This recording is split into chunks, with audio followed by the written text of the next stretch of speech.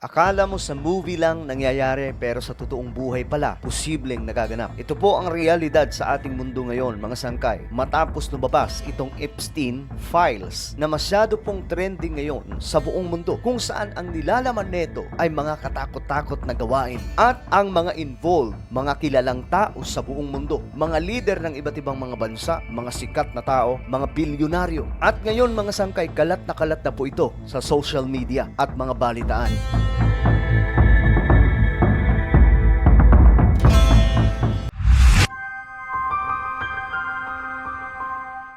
Hello, what's up mga sangkit? This is me. I'm back for another vlog today. Huwag niyo pong kailimutan na i-subscribe yung ating YouTube channel, i-click ang bell at i-click niyo po yung all. At sa mga nanonood po sa Facebook, i-follow niyo po yung ating Facebook page. Today mga sangkay, pag-uusapan po natin itong patungkol po kay Jeffrey Epstein, ang kilalang tao ngayon na kung saan mga sangkay pinag-uusapan sa buong mundo. Dahil po sa kanyang files na kumakalat ngayon na may nilalaman na katakot-takot na mga pangyayari o ginagawa nitong mga mayayaman, mga powerful na mga tao sa buong mundo na nagpapatunay lamang mga sangkay na si Satanas ay kumikilos sa ating mundo at ang kanyang network ay nasa mga bilyonaryo at mga powerful na mga leader ng ating mundo.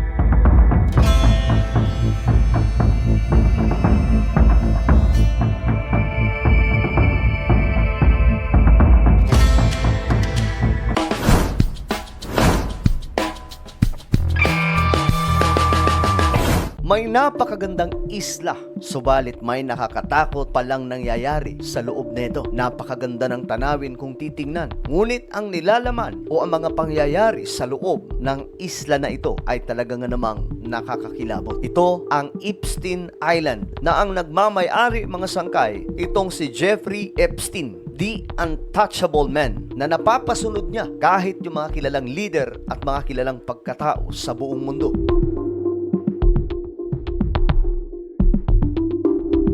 Number 1 trending ito ngayon mga sangkay sa buong mundo. Itong topic patungkol sa Jeffrey Epstein Files na may nilalaman mga sangkay sa files na mga kilalang tao na naroon. May mga video, pictures tungkol sa mga ginagawa nila, lalong-lalo na sa Epstein Island o tinatawag po itong Little St. James, isang private island sa Amerika doon sa Virgin Islands. Pero teka lang mga sangkay, sino nga ba itong Jeffrey Epstein? Ang taong ito ay kilalang nag-finance sa mga powerful na tao sa ating planeta. Prime Minister, celebrities, mga bilyonaryo, mga presidente at kung sino-sino pang mga powerful elites.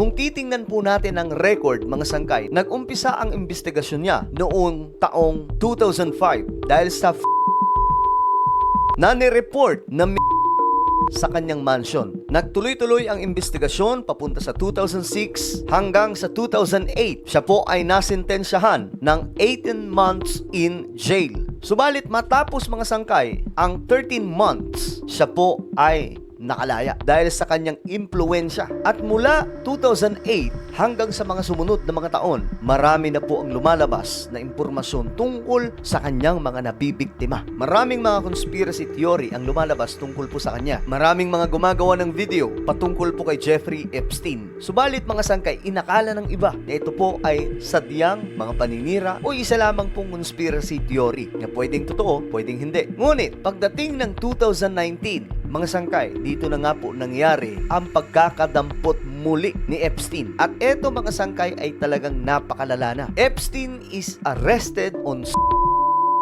charges. Naaresto siya sa New York. Siya ay inakusahang pilit na nagdadala ng mga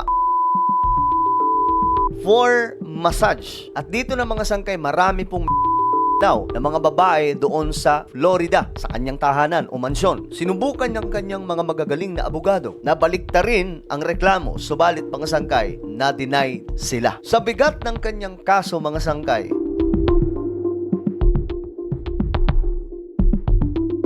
noong 2019 mga sangkay, ang presidente at the time ay walang iba kundi si Donald Trump. Sila mismo ang nagka-interes na buksan muli ang kasong ito at ilagay bilang isang mga importanteng kaso na dapat malutas at mahusgahan ng tama. August 2019 mga sangkay, nangyari ng nakita na lamang na itong si Jeffrey Epstein ay wala ng buhay. Nakita siya sa kanyang kulungan mga sangkay na ayon po sa mga investigador niya ang kanyang sariling buhay.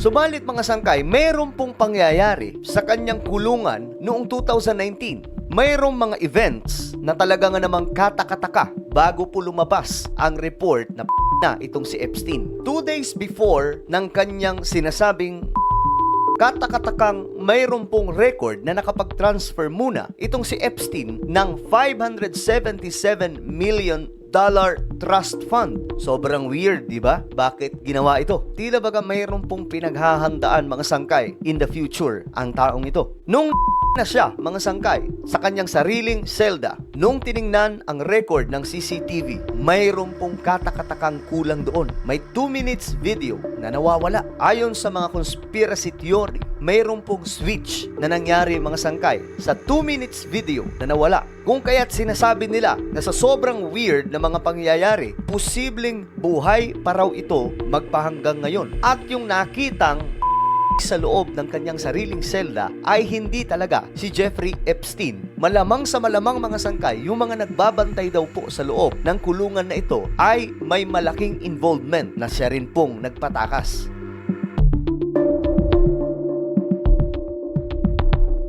Isa pa po sa mga katakatakang pangyayari at palaisipan, ang kanyang trust fund na mayroon pong nilalaman na $577 million, nakikita po mga sangkay na nabawasan. Pagkatapos noon mga sangkay sa sumunod na mga taon, nadagdagan na naman. So yearly, nakikita po nila na nababawasan, nadadagdagan. Sa madaling sabi mga sangkay, gumagalaw ang kanyang pera. Kaya't posible di umanong buhay pa ang taong ito magpahanggang ngayon at ang strategy na yon ay ginawa ng mga elitista para makatakas ang taong ito. Mala Mission Impossible movie ang datingan mga sangkay in reality. Ngayon balikan po natin itong storya ng kanyang buhay. Si Jeffrey Epstein ay isang untouchable. Marami na po ang sumubok na imbestigahan siya, subalit walang nagtuloy-tuloy. Balikan po natin mga sangkay yung isla na mayroon siya. Ito po ay ang Epstein Island. Isang napakagandang isla kung titingnan. Napakaganda ng tanawin, makikita po yung karagatan sa paligid na talagang namang napakaganda. Ngunit sa likod nito, may istoryang nakatago sa loob mismo nitong Epstein Island. Sa Epstein Island, mga sangkay, doon po dinadala yung mga na sinasabing mga may mga na puwersahang dinadala daw po sa loob ng island na ito. At doon daw po mga sangkay, hindi lamang po ni Jeffrey Epstein, kundi maging ng kanyang mga nagiging bisita ng mga world leaders.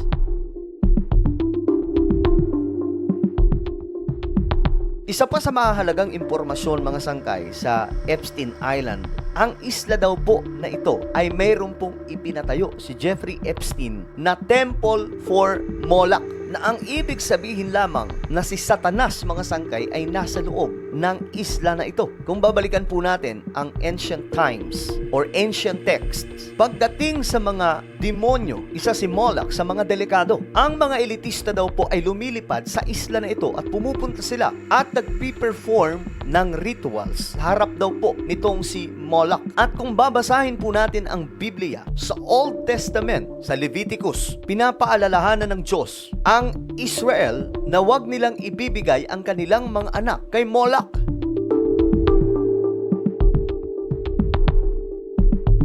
Ang islang ito mga sangkay ay hindi lamang ito ay isang shrine na doon ginagawa ang mga demonic rituals. Nung napasok nga po ito ng media, mga sangkay, may nakita po silang isang kwarto na may isang nakakatakot na upuan at may mga ulo ng mga mannequin na nakadikit sa pader ng kwartong ito. Sa isa namang kwarto, mga sangkay, nakita ng mga media sa wall ang mga palaisipan at nakakakilabot na salita kagaya po ng power, deception at marami pa pong iba. Maraming sa isla ang nakatakas at naglakas ng loob na magsalita na. At remember mga sangkay, kung marami pong nakatakas, marami rin pong hindi nakaligtas. At isa pa sa nakakakilabot na ginagawa nila sa loob ay yung na ginagawa daw po nila ito bilang ritual na ayon po mga sangkay sa mga kumakalat na mga impormasyon, ang mga kinukuha ang at ng mga elitista bilang isang ritual. At napakaraming mga world leaders ang involved na gumagawa ng ritual na ito at mga katakot-takot pang gawain. Mga bilyonaryong tao na napangalanan mga sangkay, kagaya po nila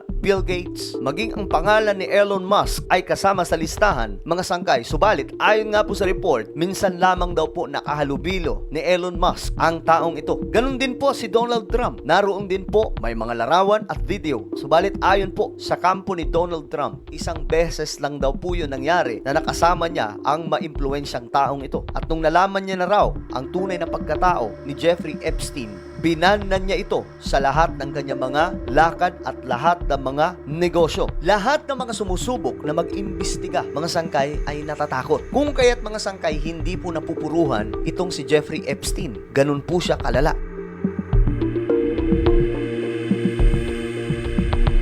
Ngayon mga sangkay, napakaraming files ang nagkalat sa social media at mga balitaan. Ito po ay inaprubahan kasi ni Donald Trump na ilabas ang nakatagong Epstein files. Ngunit hindi naman po akalain ng Trump administration na ganun pala kalala ang nilalaman nito. Ang files lang naman mga sangkay ay aabot sa 3.5 million. Mayroon daw po mga record, videos at pictures na nasa laman ng files na ito. Nandoon daw po yung mga elitista, mga kilalang tao, mga bilyonaryo, mga presidente, prime minister, at kung sino-sino pa. Ang problema mga sangkay, ang inilabas ng DOJ na kumakalat ngayon sa social media, na akala natin sobrang lala na, ay 1% pa lamang. Imagine niyo, ang laman po nun ay 3.5 million files. Subalit ang nailalabas pa lang ay 1% pa lamang. Kung kaya't ngayon mga sangkay, pati yung Trump administration ay tinatanong na ng marami na tila baga nagpoprotekta daw po mga sangkay kay Jeffrey Epstein. May pressure ngayon mga sangkay sa DOJ ng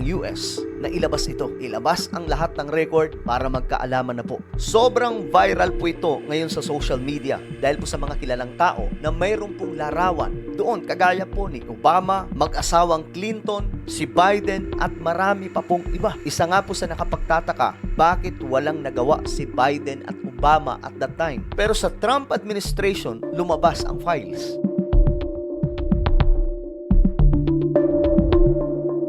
Ngayon mga sangkay, usap-usapan na po ito sa buong mundo. Nawindang ang lahat ng tao mga sangkay nung mabalitaan ito na marami nga po mga elitista, mga world leaders ang involved. Pero isa lamang po ang katotohanan ngayon at mas malinaw. The truth is, may demonic forces sa ating mundo at may mga satanic activities na nagaganap sa pangunguna nitong mga elitista. Mayroong evil forces mga sangkay sa ating mundo na gumagalaw ngayon na ang mga ahente mismo ni Satanas, mga bilyonaryo at mga kilalang tao sa ating mundo.